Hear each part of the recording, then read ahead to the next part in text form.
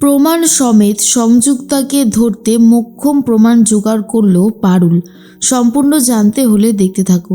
গল্পের শুরুতেই দেখা যায় পারুল, রায়ান আর অনিরুদ্ধ তিনজন মিলে চলে গেছে সমস্ত তথ্য বার করে নিয়ে আসার জন্য।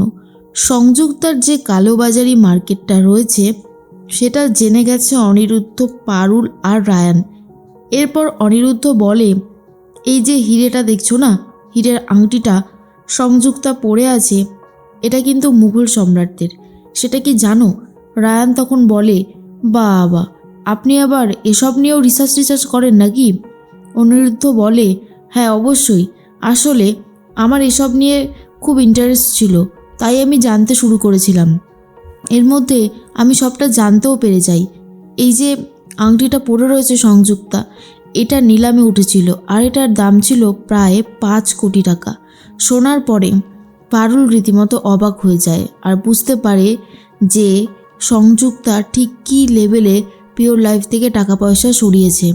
এরপর অনিরুদ্ধ বলে, বুঝতে পারছো তো পারুল, আমি খুব ভালো মতন এটা বুঝে গেছি সংযুক্তা পিওর লাইফ থেকে ঠিক কত টাকা পয়সা সরিয়েছে, আর এটা আমি খুব ভালো মতন বুঝতে পারছি। তবে এই রকম করলে ও বেশি দিন আর পিওর লাইফে থাকতে পারবে না, এটা সম্ভব নয়। তখনই রায়ান বলে, কিন্তু আমরা কিভাবে সবটা ধরবো? এগুলো তো প্রমাণ করতে পারবো না। তখনই অনিরুদ্ধ বলে, সেটাই তো কথা, আমাদেরকে অন্য আরও কিছু জোগাড় করতে হবে। অ্যাকাউন্টেন্সিতে ও যেভাবে কালোবাজারি করেছে, যেভাবে দুর্নীতি করেছে, অ্যাকাউন্টটা দেখলেই সমস্ত সত্যিটা সামনে চলে আসবে। তাই যেভাবেই হোক আমাদের অ্যাকাউন্টের ওপর নজর রাখতে হবে। সংযুক্তাকে ধরতে গেলে একমাত্র অস্ত্রই হলো ওই অ্যাকাউন্ট। এর মধ্যেই সংযুক্তা বাড়িতে চলে এসেছে। সংযুক্তাকে দেখে পারুলরা ভয় পেয়ে যায়, কি করবে বুঝে উঠতে পারে না। অনিরুদ্ধ আর পারুল একসাথে রয়েছে আর এটা দেখার পরে রায়ান প্রচণ্ড রেগে যায়।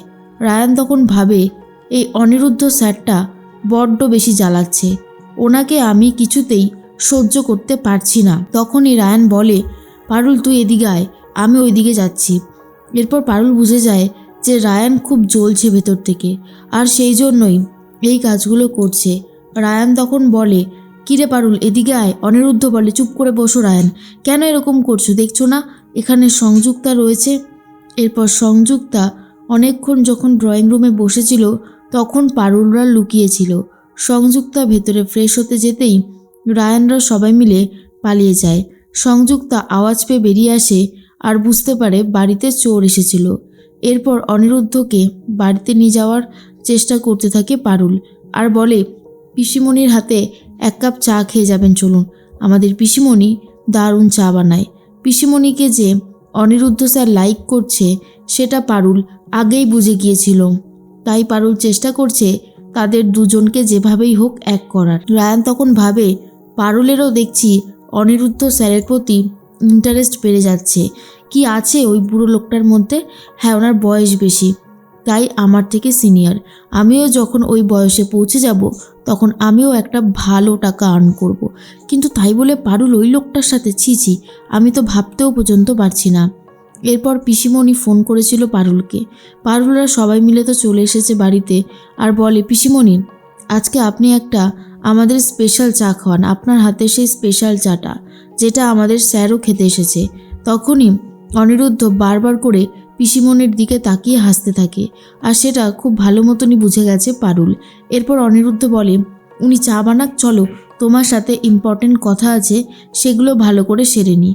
এরপরে পারুল, অনিরুদ্ধ আর রায়ান তিনজন মিলে আলোচনা করতে থাকে, সাথে মল্লারও রয়েছে। অনিরুদ্ধ বলে, এই যে সংযুক্তার এত টাকা পয়সা, এই সব কিছু কিন্তু পিওর লাইফ থেকেই ও নিয়েছে, আর এটা প্রমাণ করতে গেলে অ্যাকাউন্টটা আমাদেরকে চেক করতে হবে যেভাবেই হোক না কেন। কাল ও সাইট ভিজিটে বেরোবে চন্দননগর, তাই আমাদেরকে যেভাবেই হোক, এইভাবেই হোক না কেন ওই অ্যাকাউন্টটা চেক করতে হবে। পারুল তুমি পারবে তো? পারুল তখন বলে, স্যার আমি চেষ্টা করব। সংযুক্তা ম্যাডামের কুকীর্তি সবার সামনে আসুক, এটা তো আমি সব থেকে বেশি চাই, তাই আমি চেষ্টা করব যতটা যা করার। এর মধ্যেই পিসিমণি চা নিয়ে চলে এসেছে আর সবাইকে চা দিতে থাকে। তখনই পারুল নিজের ফেভারিট বিস্কুটটা দিয়ে দেয় অনিরুদ্ধকে আর বলে, স্যার এই বিস্কিটটা খেয়ে দেখুন, দারুণ খেতে, আমার সবথেকে প্রিয় ফেভারিট বিস্কিট। তখনই রায়ান বলে, এই পারুল অনিরুদ্ধকে নিয়ে যা বাড়াবাড়ি করছে জাস্ট আমার সহ্য হচ্ছে না। একটা লিমিট থাকে সব বাড়াবাড়ির, আর পারুল সমস্ত বাড়াবাড়ি একেবারে ক্রস করে যাচ্ছে লিমিট। এরপর অনিরুদ্ধ বলে, চাটা জাস্ট দারুণ হয়েছে, মাঝে মধ্যে কিন্তু চা খেতে আসবো। তখন পিসিমণি বলে, নিশ্চয়ই, অবশ্যই আসবেন, কেন আসবেন না, আপনি পারুল আর রায়ানের স্যার বলে কথা। এর মধ্যেই অনিরুদ্ধ বলে, পারুল অনেকটা রাত হয়ে গেছে, আমাকে বাড়ি যেতে হবে, তার আগে তোমার সাথে একটা ইম্পর্টেন্ট কথা আছে। এরপরেই পারুলকে জিজ্ঞেস করে, আচ্ছা রায়ানের সাথে তোমার সম্পর্কটা ঠিক কেমন? না রায়ানকেও আমি এই কথাটা জিজ্ঞেস করতে পারতাম, তবে আমি এটা তোমাকেই জিজ্ঞেস করলাম।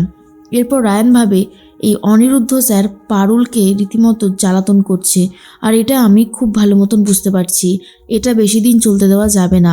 তখনই পারুল বলে, স্যার আমি কিন্তু একটা বিষয় খুব ভালো নোটিশ করেছি, যে আপনি একজনকে মন দিয়ে বসে আছেন, তাকে ভালোবেসে ফেলেছেন। কি স্যার, আমি ঠিক বললাম তো? অনিরুদ্ধ বলে, পারুল তুমি তো বেশ ভালো দেখছি আমাকে নোটিশ করেছ।